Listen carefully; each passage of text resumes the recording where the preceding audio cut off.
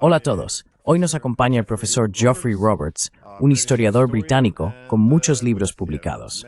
Uno de los más recientes es este, La Biblioteca de Stalin, que supongo es uno de mis favoritos. Así que bienvenido de nuevo al programa.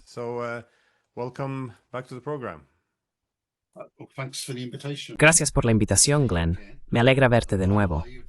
Por cierto, hablabas de la Biblioteca de Stalin. Esta es la edición de bolsillo que acaba de publicarse. Fantástica portada, ¿eh?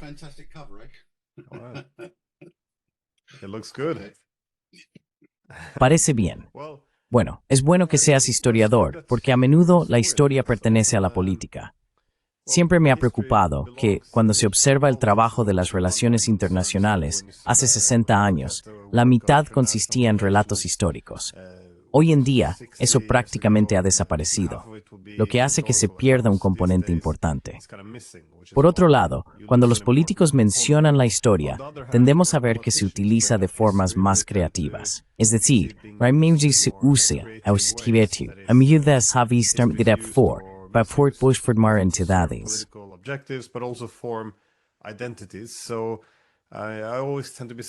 Así que siempre tiendo a ser escéptico cuando nuestros políticos se refieren a la historia, especialmente durante la guerra, ya que la historia entonces se vuelve especialmente creativa. Cuando observamos la guerra de Ucrania, por supuesto, esto no se aplica solo a un bando. Parece que adaptar la historia según convenga es algo de lo que todos son culpables. Pero me preguntaba si podríamos aprovechar tu experiencia en este tema, porque quiero saber cómo ves tú a Rusia. Rusia tiende a referirse mucho a la Segunda Guerra Mundial, obviamente, y a la guerra que está librando en este momento. Incluso a veces veo que en algunas ciudades que han sido tomadas, incluso izan una bandera soviética. Antes solía verse más eso, ahora ya no tanto. Pero ¿qué interpretación le das a esta inclinación hacia la historia de la Segunda Guerra Mundial por parte de Rusia durante esta guerra?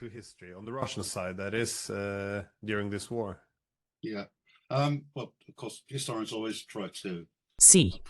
Bueno, por supuesto, los políticos siempre intentan apropiarse de la historia y utilizarla para sus propios fines políticos. Realmente, no hay nada nuevo en eso.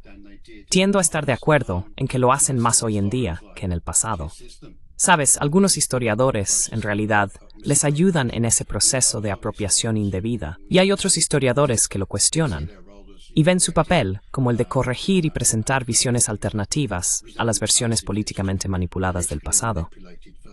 Y sin duda, hemos visto eso de manera significativa en el contexto de la guerra de Ucrania. Así que bien, tenemos lo que podríamos llamar narrativas actuales sobre la guerra, pero también tenemos, coexistiendo junto a ellas y conectadas con ellas, narrativas históricas, ¿verdad?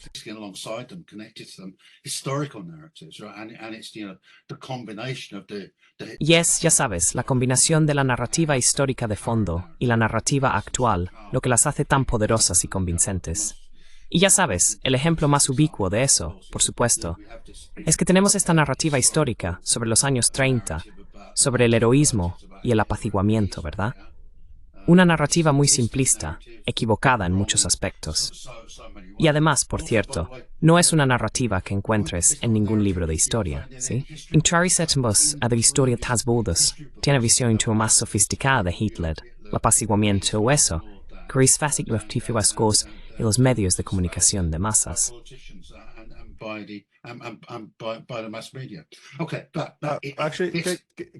De acuerdo. En realidad puedes tomarte unos momentos para explicar cómo ves este periodo, porque es una parte importante. Parece que nuestros políticos en Occidente viven eternamente en los años 30. Y de nuevo, es una narrativa importante, porque si te apoyas en esta historia, entonces la negociación siempre se ve como apaciguamiento, y la guerra se convierte en la solución. Por eso siempre mencionamos Múnich cuando intentamos vender una guerra al público. Pero dijiste que esta historia en sí está pervertida hasta cierto punto. He oído decir lo mismo a Jeffrey Sachs. ¿Cómo crees que se ha manipulado la historia de Múnich?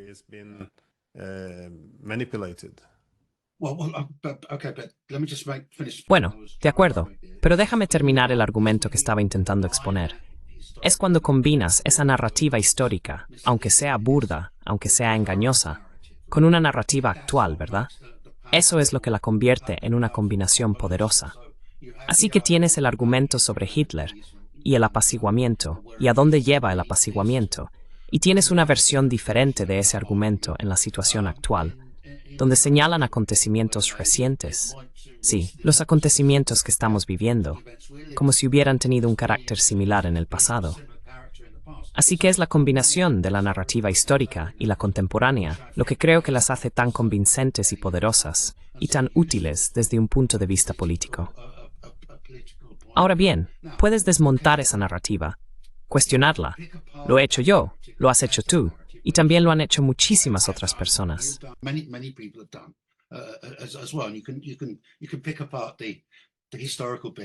Y puedes analizar la parte histórica, y puedes analizar la parte actual.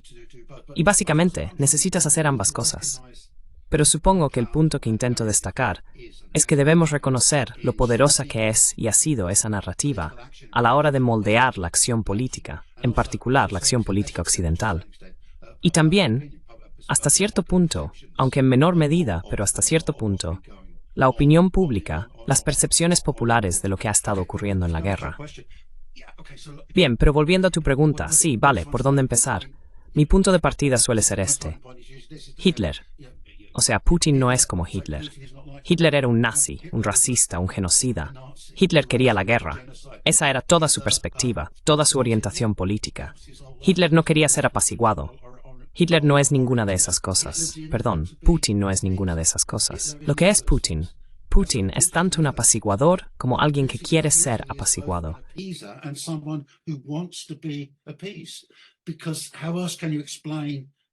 ¿De qué otra manera se pueden explicar las acciones de Putin al intentar resolver la crisis de Ucrania de forma pacífica tras su estallido en 2014? Sus acciones para intentar prevenir la guerra y llegar a un acuerdo de seguridad.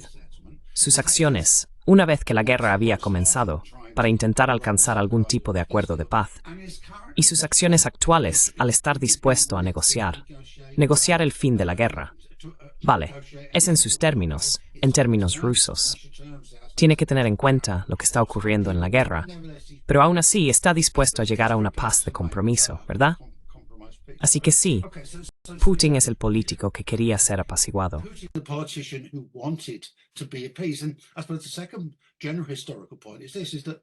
Y supongo que el segundo punto histórico general es este. En principio, no hay nada malo en la política de apaciguamiento. Depende de a quién estés apaciguando y con qué fines. El problema de apaciguar a Hitler era que él no quería ser apaciguado. Y eso solo pospuso la inevitabilidad de un enfrentamiento con Hitler a finales de los años 30.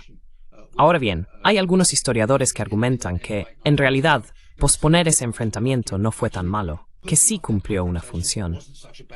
Pero la crítica al apaciguamiento de los años 30 era que estaba mal concebido tanto en su visión de Hitler como en sus expectativas sobre las posibilidades de hacer la paz con él.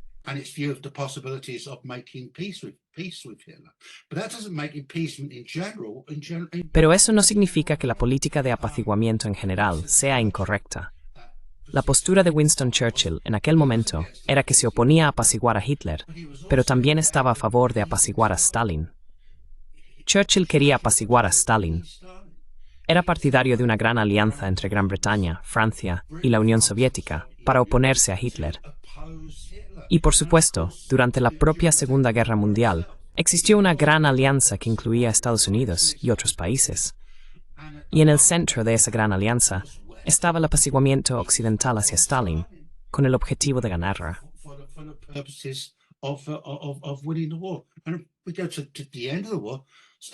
Y si vamos al final de la guerra, Stalin estaba dispuesto a participar en la política de apaciguamiento con Occidente hasta cierto punto, como parte de su proyecto de coexistencia pacífica en la posguerra y la continuación de la Gran Alianza tras la guerra. Así que no hay nada intrínsecamente malo en el apaciguamiento.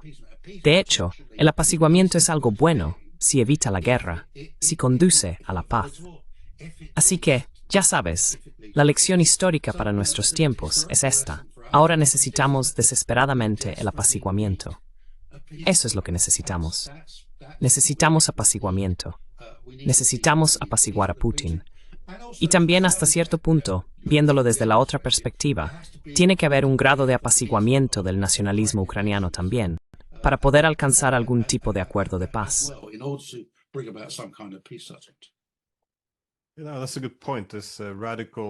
Es un buen punto. Este radical rechazo al apaciguamiento, por así decirlo. Empecé a pensarlo durante mucho tiempo, antes de la invasión rusa e incluso antes de la crisis actual, desde 2014, porque seguía escuchando el argumento de que cuando se discuten políticas, alguien dice, bueno, eso es lo que quiere Putin, y entonces se utiliza como argumento para no hacerlo. Así que, ¿por qué? ¿Por qué quizás no deberíamos intentar acercar la OTAN a Suecia o Finlandia en aquellos tiempos?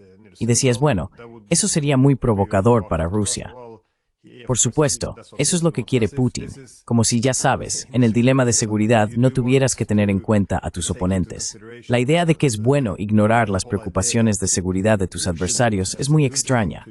A veces quieres tranquilizar, quieres apaciguar. Así que supongo que es un buen punto. En realidad es el comportamiento humano el que crea el dilema de seguridad.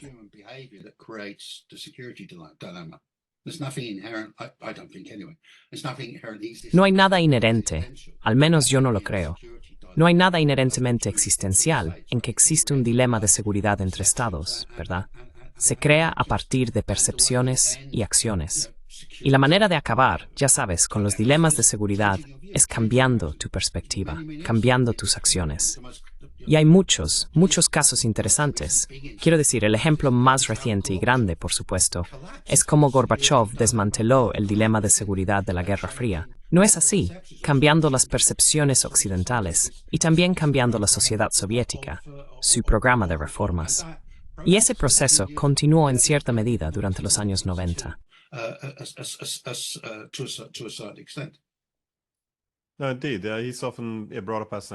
No, en absoluto. A menudo se le menciona como un ejemplo de cómo mitigar los dilemas de seguridad, porque en realidad hizo muchas declaraciones señalando que, bueno, quizá más armas no nos hacen más seguros, ya que solo provocan una contrarreacción de Occidente. Así que haremos esta reducción unilateral y entonces Occidente se relajará más. Y esto se veía como el camino hacia la paz. Pero supongo que esto también es apaciguamiento.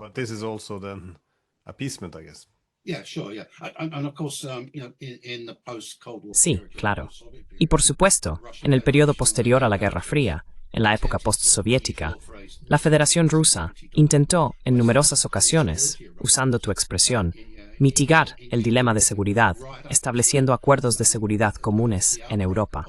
Hasta el estallido de la guerra en Ucrania, en febrero de 2022, la parte rusa estaba intentando negociar con Occidente un conjunto de acuerdos de seguridad comunes, que abordarían de seguridad para ambas partes.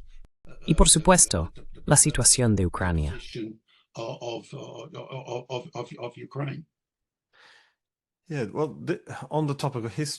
Sí, bueno, sobre el tema de la historia.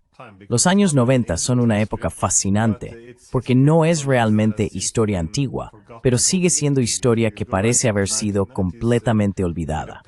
Si retrocedes a los años 90, parecía que todos los líderes estatales en Estados Unidos y Europa hablaban de lo mismo, la arquitectura de seguridad y lo que significaría expandir la OTAN. Cancelaríamos los acuerdos para una arquitectura de seguridad inclusiva. ¿Reviviríamos la lógica de la Guerra Fría? ¿Alienaríamos a los rusos? ¿Nos estaríamos preparando un conflicto al futuro?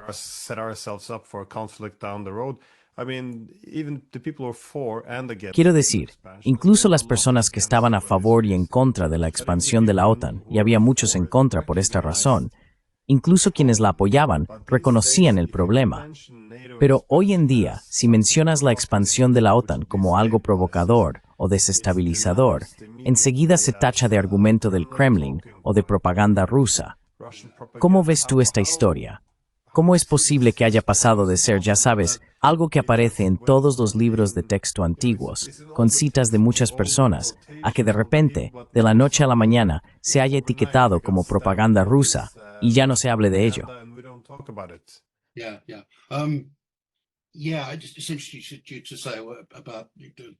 Sí, es interesante que digas eso sobre la forma en que la gente responde a las críticas sobre la expansión de la OTAN.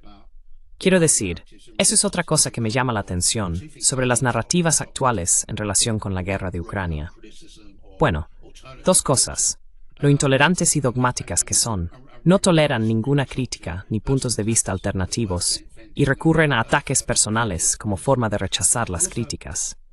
Pero también su falta de reflexividad, de autorreflexión. La falta de conciencia de que están contando una historia, de cuál es la naturaleza de esa historia y de cuáles podrían ser los problemas de esa historia.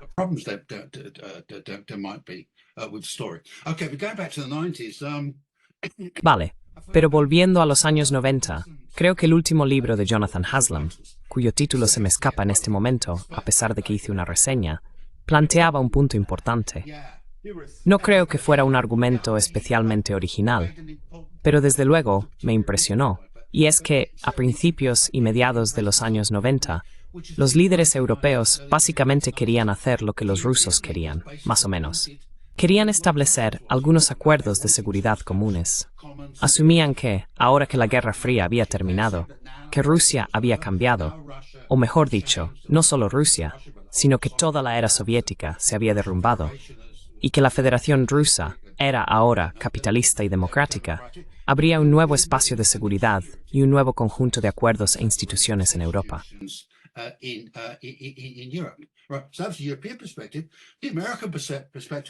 Esa era la perspectiva europea. La perspectiva estadounidense era que querían la continuación de las estructuras existentes, básicamente de la OTAN, porque era a través de la existencia de la OTAN que los estadounidenses tenían influencia en el contexto europeo. No solo eso, veían la expansión de la OTAN como una extensión de esa influencia, que es lo que estaba ocurriendo en el lado estadounidense. Por supuesto, también hubo oposición a esto en Estados Unidos, pero por eso la fuerza impulsora de la expansión de la OTAN, si hablamos de Occidente, Europa Occidental y Estados Unidos, proviene de Estados Unidos, no de Europa Occidental.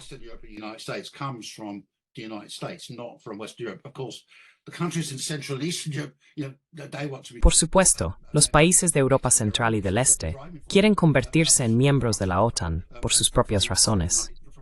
Pero la fuerza impulsora proviene de Estados Unidos.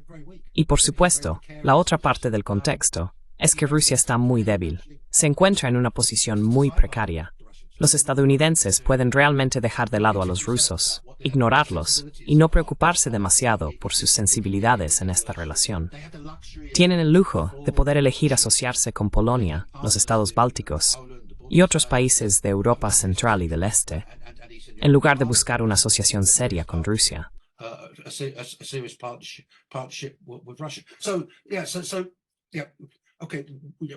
Así que sí, de acuerdo. Ahora mismo estamos en un momento particular, y una de las cuestiones fundamentales que lo ha configurado es la expansión de la OTAN y el cambio en el carácter de la OTAN, y obviamente cómo eso ha impactado las relaciones con Rusia. Pero no hay nada inevitable en ello, quiero decir. Fue una cuestión de decisiones políticas tomadas en los años 90. Había caminos alternativos que se podrían haber seguido, y todavía existen caminos alternativos, de acuerdo, más difíciles de encontrar, más difíciles de recorrer, sin duda. Pero aún así, las posibilidades que existían en los años 90, en muchos sentidos, siguen existiendo hoy.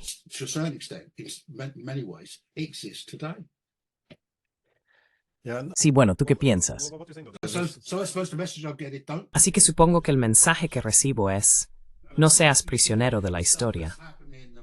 No, el hecho de que algo haya ocurrido de una determinada manera en el pasado no significa que fuera inevitable entonces, ni que sea inevitable que se repita en el presente o en el futuro.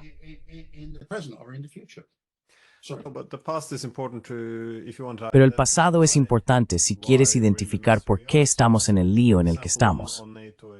Así que, por ejemplo, en cuanto a la expansión de la OTAN, como has dicho, se consideró oportunista porque Rusia era débil y se estaba debilitando aún más. No había necesidad de tener en cuenta sus preocupaciones de seguridad. Quiero decir, esto es algo que también reconocieron muchas personas en la administración Clinton. Así que, como Rusia era débil, podíamos seguir este camino hegemónico para la OTAN y un modelo hegemónico para la seguridad europea. Sin embargo, una vez que se tomó esa decisión, parece que lo envolvimos todo en ideología. Es decir, que esto era un gran proyecto de paz.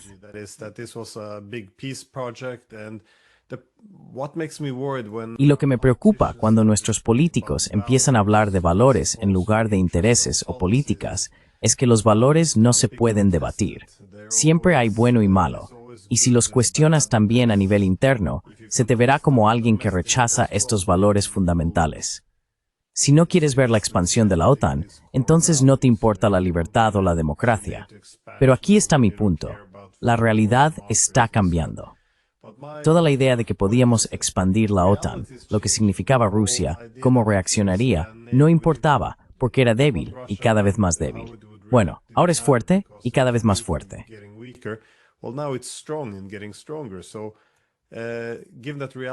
Así que dado que la realidad ha cambiado, nuestras políticas deberían cambiar.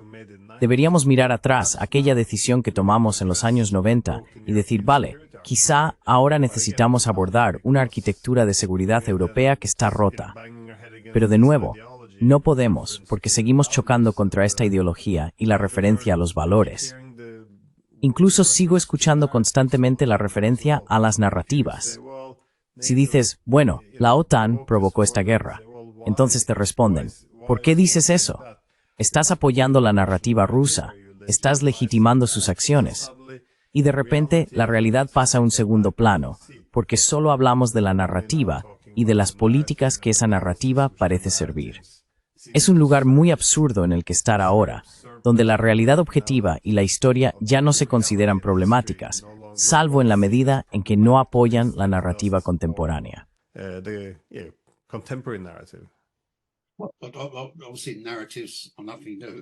Las narrativas no son nada nuevo. Quiero decir, siempre han estado ahí, desempeñando un papel. Sabes, yo soy historiador narrativo, así que desde mi perspectiva particular, la existencia humana se caracteriza por la narrativa. Los historiadores cuentan historias, escriben narrativas sobre el pasado, porque así es la historia, así es la vida. Pero lo que ha ocurrido en los últimos 20 o 30 años es que ha habido un crecimiento de la conciencia narrativa, ¿verdad? Ahora se habla mucho más explícitamente de las narrativas y se identifican realmente. Quiero decir, algo bueno de este aumento de la conciencia narrativa es que la gente es mucho más aguda a la hora de identificar la existencia de narrativas. Así que creo que ha agudizado las percepciones y ha ayudado a afinar el análisis.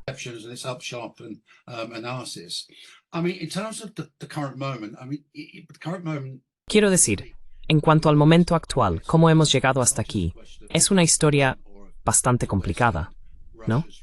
No se trata solo de una cuestión de la expansión de la OTAN o de las relaciones de Rusia con Occidente, ¿verdad? Esa es una parte de la historia. La otra parte, por supuesto, es lo que está ocurriendo en la propia Unión Soviética, ¿sí?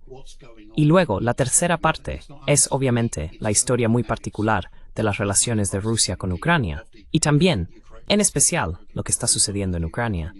Quiero decir, no debemos subestimar la dinámica interna de la crisis ucraniana y, de hecho, de la guerra en Ucrania. Así que, en realidad, es una historia bastante complicada, que es muy difícil, imposible, ya sabes, de comprender o de presentar en términos de algún tipo de narrativa simplista, ¿verdad? ¿Cuál era tu otro punto?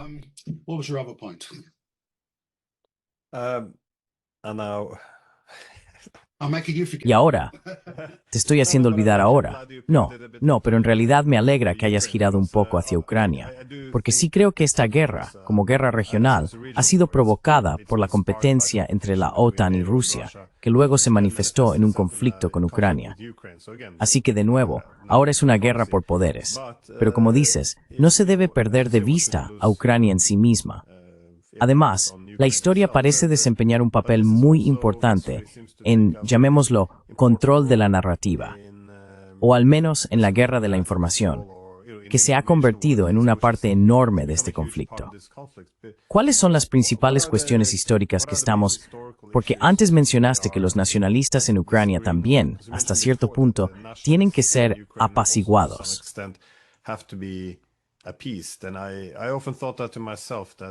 Y a menudo pensaba que uno de los errores que cometieron los rusos fue insistir constantemente. Ya sabes, somos un solo pueblo, somos iguales, tenemos el mismo origen, todos venimos de la Rus de Kiev. Un problema clave de esto es que, una vez que dices que sois el mismo pueblo, la soberanía puede ser cuestionada. ¿Cuál es entonces su sentido? Así que al decir, somos el mismo pueblo, todo el tiempo, lo cual suena bien para la gente del este de Ucrania, para la gente del oeste, puede avivar sentimientos nacionalistas, porque quieres abrazar una identidad nacional que demuestre que eres claramente diferente del otro.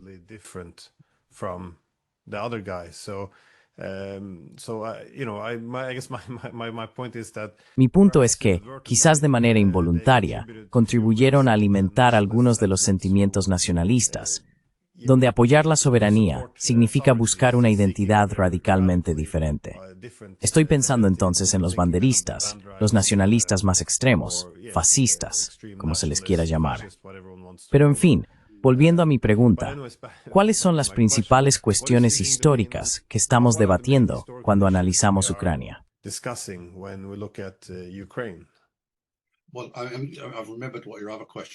Bueno, he recordado cuál era tu otra pregunta, que trata sobre cómo las narrativas suelen estar ideologizadas, ¿verdad?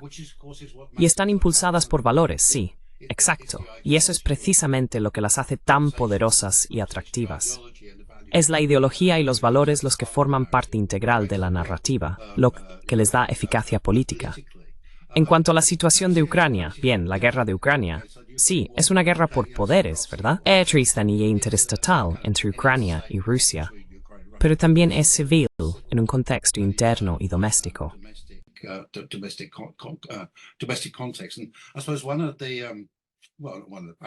Y supongo que una de las paradojas, que en realidad es bastante obvia, es que la propia guerra ha intensificado las divisiones y polarizaciones dentro de Ucrania y también ha fortalecido a los elementos radicales en Ucrania. Lo mismo ocurre en Rusia. Allí también se han fortalecido los elementos radicales. Así que, ya sabes, una operación militar que se diseñó para resolver un dilema de seguridad, si se quiere llamar así, pero también para salvaguardar los intereses y valores de los elementos prorrusos en Ucrania, en realidad ha tenido muchísimos resultados negativos. Así que sí, presumiblemente, creo que Rusia ganará la guerra. Habrá un desenlace en el que Rusia ganará en algún sentido significativo.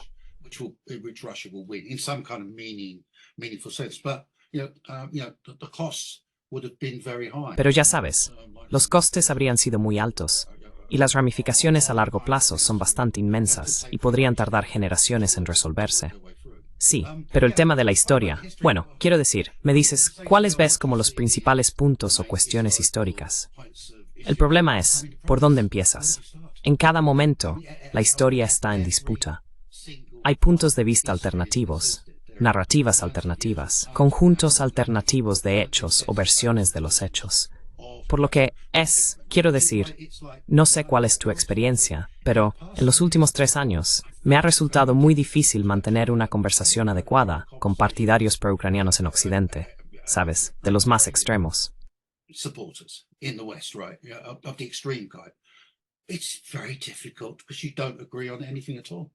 Es muy difícil porque no estáis de acuerdo en absolutamente nada.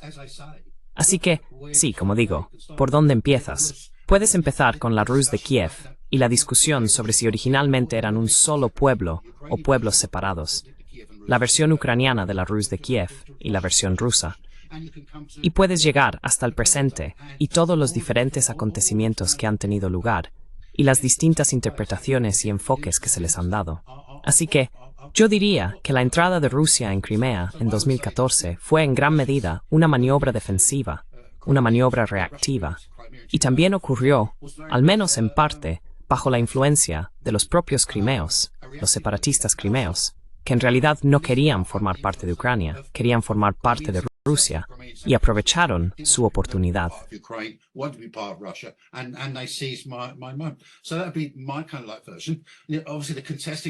Esa sería mi versión.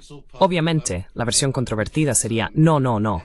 Todo forma parte de los esfuerzos de Putin por recrear el imperio soviético, el imperio ruso, parte del expansionismo ruso, todo ese tipo de cosas. Bien, ¿a dónde se llega en esa discusión? Empiezas esa discusión. ¿A dónde llegas realmente? ¿Cómo se lleva a cabo esa discusión? Sí. Tem que la incommensuratura de las armas se freste with its small mestral, está en relax toward la guerra de Ucrania.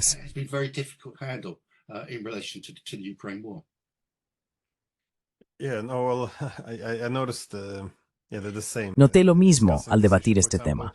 Por ejemplo, en este asunto, se argumenta que los rusos simplemente intentan restaurar la Unión Soviética, que no reaccionaron a nada, que todo fue agresión. Pero si preguntas, bueno, ningún líder ruso ni nadie en Moscú hablaba de anexionar Crimea antes del golpe, entonces, ¿cómo encaja eso en la historia? Entonces, no hay nada. No hay respuesta. Pero sí hay mucha ira si se desafía la narrativa ideológica y poca disposición a debatir. Pero eso nos lleva de nuevo a lo que decías antes sobre estas narrativas ideológicas.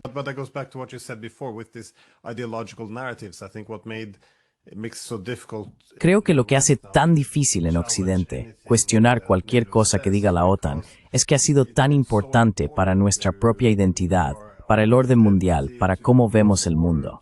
Tras la Guerra Fría, cuando formamos la hegemonía liberal, es decir, Occidente dominaría, pero sería un hegemón benigno, beneficiaría a todo el mundo, seríamos una fuerza para el bien. La expansión de la OTAN fue la manifestación de esta idea. Es decir, no necesitamos un sistema de seguridad inclusivo. No necesitamos tener en cuenta las preocupaciones de seguridad de los rusos.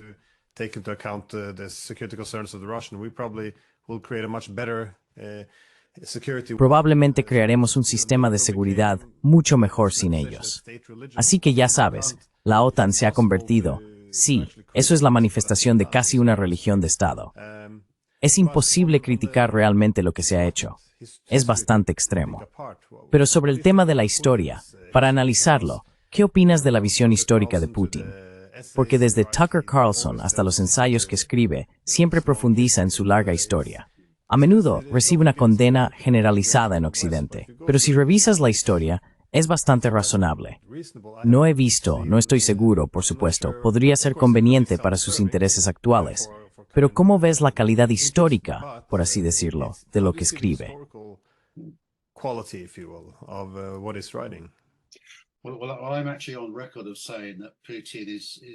Bueno, de hecho he dicho públicamente que Putin no es un mal historiador para ser un político. Y como historiador, es mejor que la mayoría de los políticos occidentales. Ese juicio se basa en el hecho de que escribió un ensayo sobre los orígenes de la Segunda Guerra Mundial, ¿verdad? Y también pronunció varios discursos relacionados con ese tema. Así que sí, he analizado ese texto en particular y sus discursos y he llegado a la conclusión de que su relato sobre los orígenes de la Segunda Guerra Mundial, sí, es imperfecto, creo que tiene problemas, hay omisiones, pero no es un mal trabajo histórico. Y lo interesante de Putin es que insiste mucho en ser lo más histórico posible, en el sentido de basarse en pruebas y hechos. Le interesa mucho la historia basada en la evidencia.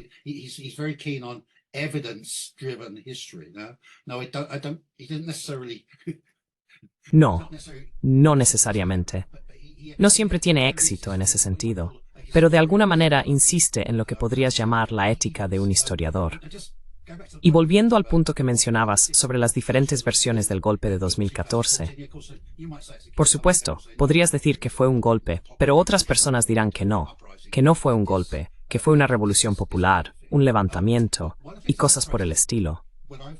Pero una de las cosas que he intentado hacer, cuando me he involucrado en los debates políticos sobre la guerra de Ucrania, es seguir siendo lo más posible historiador y elegir cuidadosamente mis palabras. Sí, intentar ser lo más neutral posible, basarme lo máximo posible en las pruebas.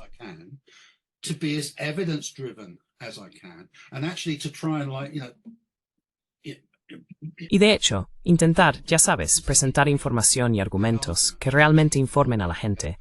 Sí, así que, ya sabes, tratar de informar el debate, además de obviamente añadirle un poco de intensidad con mi punto de vista particular. Bien, entonces, ya sabes, existen estas narrativas y opiniones polarizadas que no se comunican muy bien entre sí. Pero es posible, hay que intentarlo, encontrar una especie de lenguaje y formulaciones que al menos permitan que ambas partes se comuniquen hasta cierto punto. Sí, así que Putin, diría yo, para ser un político, asegurémonos de que ese matiz quede claro, es un historiador bastante bueno. Por supuesto, el otro gran texto histórico que escribió fue el que trata sobre la unidad histórica de Rusia y Ucrania.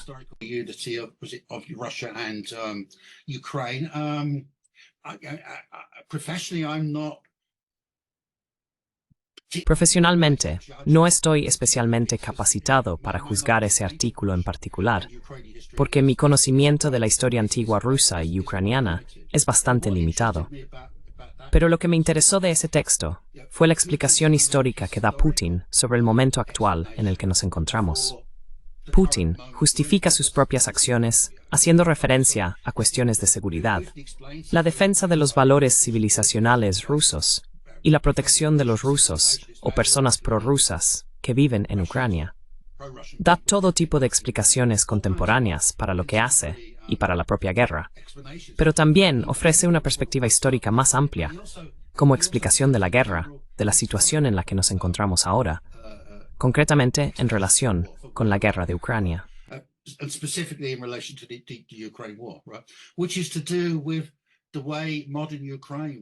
Esto tiene que ver con la forma en que la Ucrania moderna fue construida o reconstruida después de la Revolución Rusa, ¿verdad?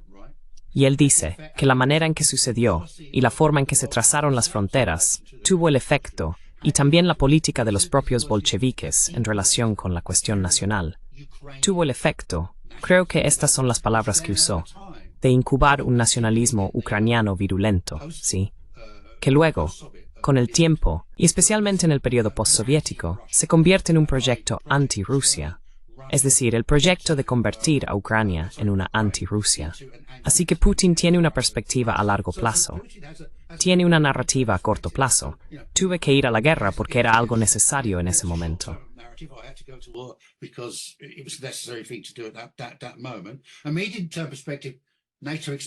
Una perspectiva a medio plazo, la expansión de la OTAN y la forma en que Occidente trató a Rusia, todo este tipo de cosas. Pero también tiene una explicación a largo plazo, que tiene que ver con la naturaleza del Estado ucraniano, tal como surgió en el siglo XX. Ahora bien, no estoy diciendo que tenga razón o no sobre eso, pero es interesante y es indicativo de lo serio que es respecto a la historia, ¿verdad? Y también, por supuesto, el hecho de que esta sea su perspectiva teórica es muy importante para permitirnos entender las acciones de Putin, el pensamiento de Putin y lo que podría ser en el futuro. Y esto me lleva a otro punto general.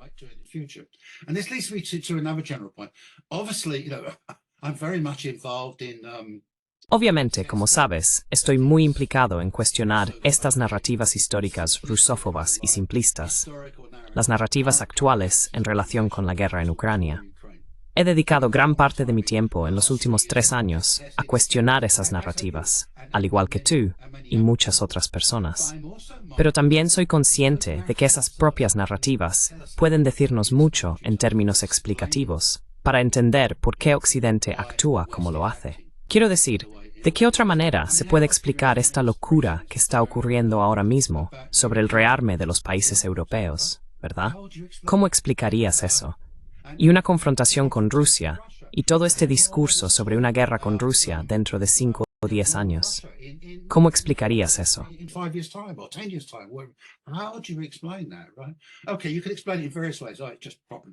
Vale, se puede explicar de varias maneras. Es solo propaganda, o es solo política.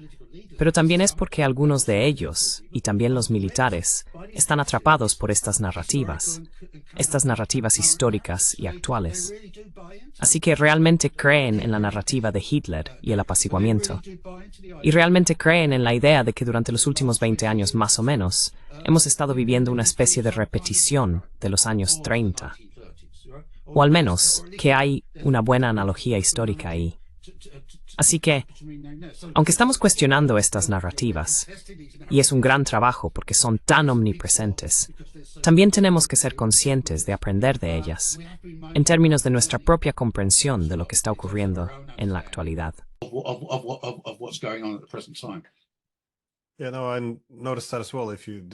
Yo también he dado cuenta de eso. Si hablas de cualquier cosa relacionada con la competencia en materia de seguridad, normalmente no pasan más de una o dos frases antes de que alguien haga referencia a los años 30. Así que esta parece ser la única página del libro de historia que tenemos ahora, lo cual es bastante peligroso. Pero debo decir que estoy muy de acuerdo contigo, aunque hay diferentes razones por las que es necesario saber por qué valía la pena leer la versión de la historia de Putin, por ejemplo, sobre cómo Ucrania ha sido utilizada a lo largo de la historia como un instrumento contra Rusia en la región fronteriza. Porque, como has dicho, por dos razones.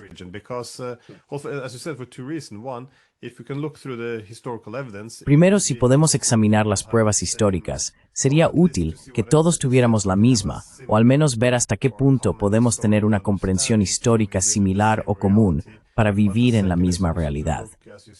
Pero lo segundo es también analizar, como has dicho, cómo ve el mundo el presidente Putin. Porque se puede ver, bueno, digamos, cómo ve ahora a Alemania. Porque Alemania en la Primera Guerra Mundial buscaba controlar Ucrania, lo que también podría haberse utilizado como instrumento contra los rusos. En la Segunda Guerra Mundial fue lo mismo, con su cooperación con diferentes organizaciones nacionalistas.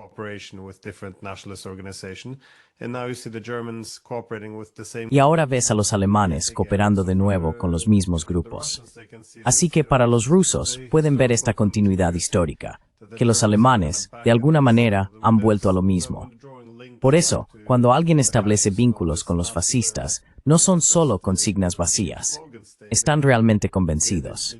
Si observas esto a lo largo de más de 100 años, cómo esta región geográfica y las personas que viven allí pueden ser vistas como una herramienta útil contra ellos, resulta muy convincente. Es difícil imaginar que esto no influya, supongo, en el pensamiento político en Moscú.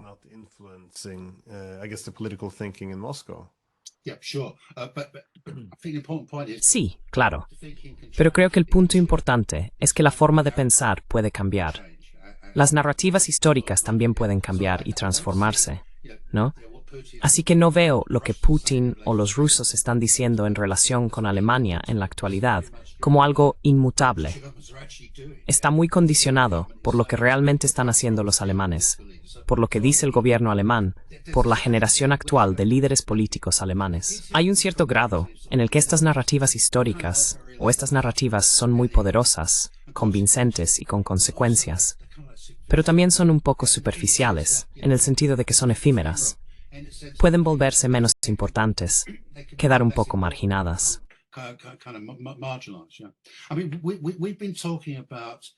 Quiero decir, hemos estado hablando aquí de la narrativa del apaciguamiento, pero también hay otros dos hilos narrativos que se solapan entre sí, que han formado parte de la discusión y el debate sobre la guerra de Ucrania.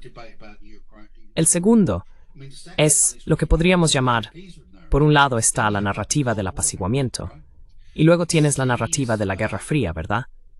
Que interpreta lo que está ocurriendo ahora como una especie de extensión o repetición, o algo por el estilo, de la Guerra Fría entre la Unión Soviética y Occidente. Y creo que se construye mucho en términos de liberalismo frente a autoritarismo. Ahora bien, lo interesante de esa narrativa es que ya era muy prevalente mucho antes de que estallara la crisis de Ucrania, ¿verdad?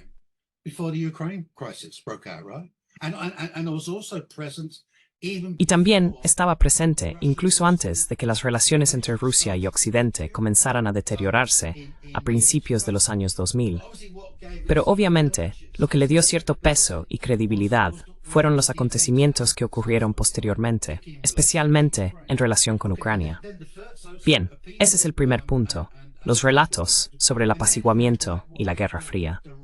Y luego está lo que yo llamo la narrativa rusófoba, que gira en torno a la historia profunda de Rusia, supuestamente. Sí. Esta idea de que Rusia es un estado, una civilización, con un carácter particular, es autoritaria, expansionista, violenta, ¿verdad? Es diferente, ¿sabes? Es asiática, es bárbara.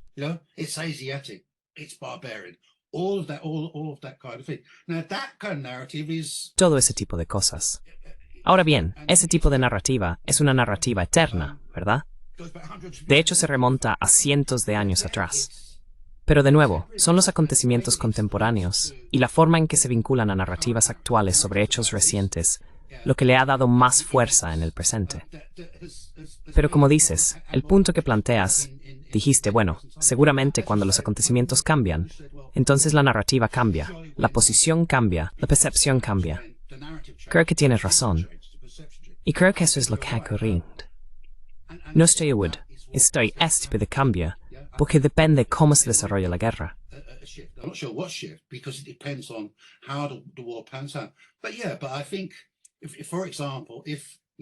Pero sí, creo que, por ejemplo, si esto es la esperanza hablando aquí más que el optimismo, si hay algún tipo de acuerdo para resolver la guerra de Ucrania a corto plazo, eso tendrá un enorme impacto en la aceptación de estas narrativas de las que hemos estado hablando. Porque ya sabes, si hay un acuerdo de paz, por muy odioso que pueda ser para Ucrania, ¿cómo explicarías la idea de que no se puede apaciguar a Putin, de que está empeñado en expandirse, cuando en realidad acabas de tener que lidiar con ello? Ha habido algún tipo de acuerdo. Así que creo que sí, en algún momento, la realidad tiene el efecto de no de colapsar, pero sí de erosionar estas narrativas, o al menos su poder. Así que con suerte, las cosas van a mejorar desde nuestro punto de vista en un futuro no muy lejano.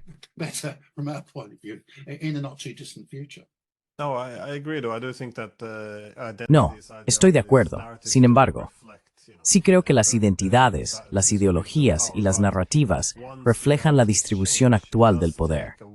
Pero una vez que la realidad cambia, las narrativas tardan un tiempo en ponerse al día. Y por eso es peligroso que en los últimos 3 años, aquí en Occidente, hayamos tenido esta propaganda implacable, abrumadora y poderosa, sin parar desde la mañana hasta la noche.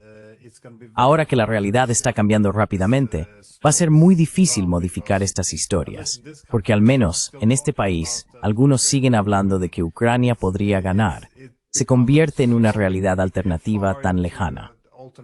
Pero solo quiero entrar en un tema, porque mencionaste esta idea de que los rusos son este agresor autoritario, que esto se remonta a cientos de años atrás.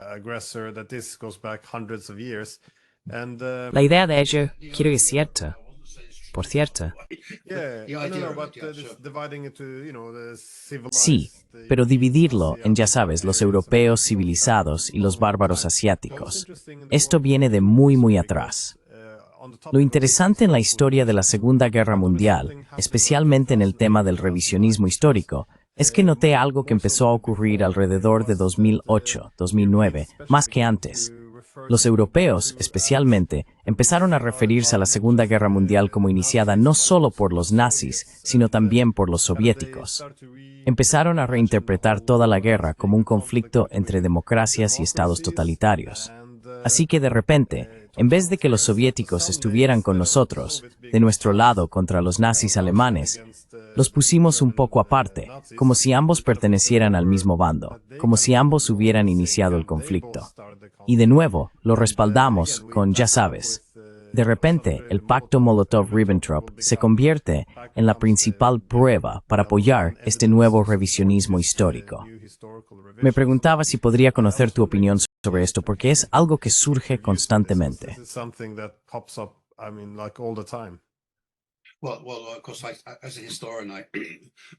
Bueno, por supuesto, como historiador, comencé mi vida profesional escribiendo sobre el pacto nazi-soviético. Creo que probablemente he escrito más sobre el pacto nazi-soviético que nadie más. Así que me sorprendió ver que todo esto, estas narrativas, estos argumentos, que pensé que había refutado y desterrado hace 30 o 40 años, ahora han vuelto a aparecer. Sí, y creo que tienes razón. Obviamente, 2008 y 2009 fueron momentos clave, porque se acercaba el final, pero también estaba el aniversario de Múnich, por supuesto, y luego el aniversario del estallido de la Segunda Guerra Mundial, en 2007. Creo que eso refleja la creciente influencia de los nacionalistas de Europa del Este, de Europa Central, nacionalistas bálticos, nacionalistas polacos y nacionalistas de otros países.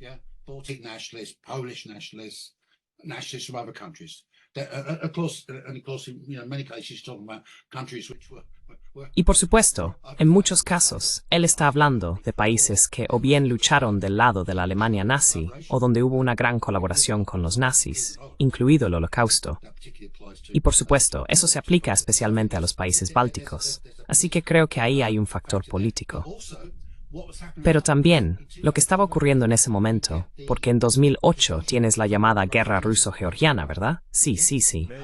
Creo que eso alimenta, que da vida a esta narrativa sobre la agresión de Rusia. Ahora, por supuesto, sabemos que no fueron los rusos quienes iniciaron esas hostilidades, fueron los georgianos.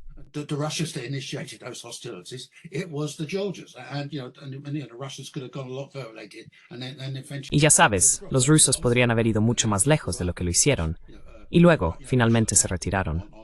Pero obviamente se consolidó la narrativa de que esto fue un ataque ruso contra la pequeña Georgia. Así que sí, el acontecimiento real actual tuvo un impacto en esta narrativa, impulsada ideológicamente, que trata sobre, ya sabes, los nazis, los comunistas.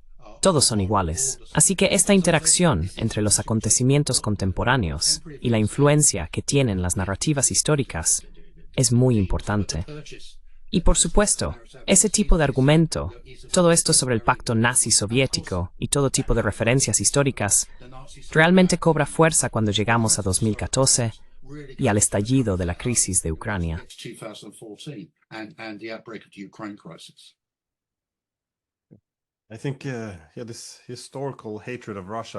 Creo que este odio histórico hacia Rusia tiene un enorme impacto en la incapacidad de encontrar cualquier tipo de paz en la guerra de Ucrania, por lo que creo que vamos a acabar con una paz muy fea o una mala paz. Si retrocedes antes de 2014, lo único que pedían los rusos era la neutralidad de Ucrania, es decir, que no formara parte de la OTAN. Después de 2014, por supuesto, exigieron Crimea y también autonomía para el Donbass en Minsk. Tras 2022, la situación se agrava aún más. Reconocen el Donbass y más tarde también incluyen Kherson y Zaporá. No hay más y no pueden ganar la guerra.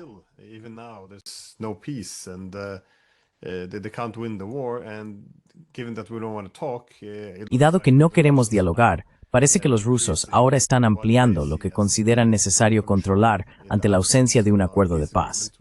Luego avanzarán hacia Kharkov, quizá incluso Sumy, Dnipro, Nikolaev, Odessa. Y ya sabes, si sigue sin haber paz, creo que simplemente van a destruir la infraestructura y hacerla disfuncional, caótica, sea lo que sea que signifique, algo que no pueda ser utilizado en su contra. Esto va a ser horrible. Va a ser una pesadilla para los ucranianos y va a suponer inestabilidad entre los europeos y los rusos durante décadas. Simplemente no hay nada de valor ahí.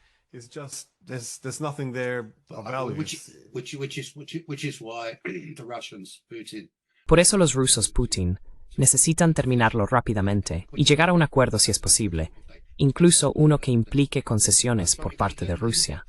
Porque si no lo hacen, se enfrentarán al tipo de escenario que acabas de describir, que no les conviene en absoluto. Además, ese es un escenario en el que las narrativas occidentales anti-Rusia, bajo sus distintas formas, seguirán vivas y también las políticas que éstas impulsan. No hay nada que deseen más los sectores más duros de Occidente que luchar la guerra hasta el final, hasta la destrucción de Ucrania. Y entonces la lucha con Rusia continúa, ¿verdad? Sobre la base de esa destrucción.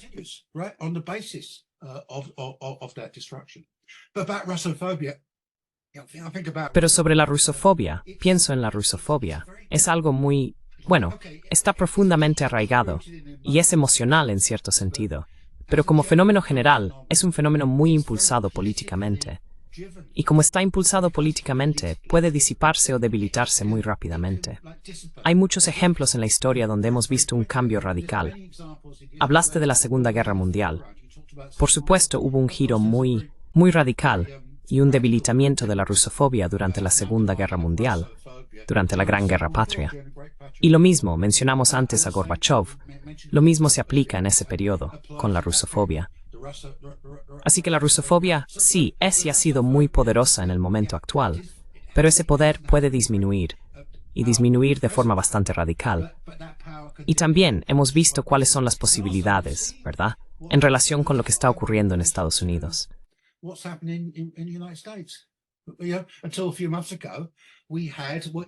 Hasta hace unos meses, teníamos lo que se podría describir razonablemente como un gobierno estadounidense rusófobo, una administración presidencial en la que políticos rusófobos dominaban la situación, en mayor o menor medida.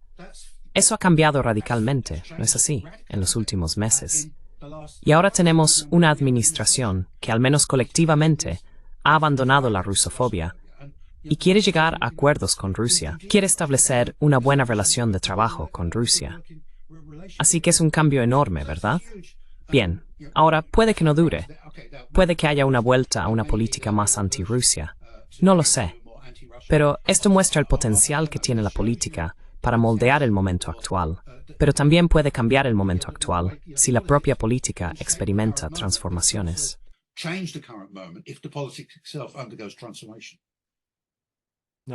No, creo que tienes razón. No deberíamos dejarnos llevar demasiado.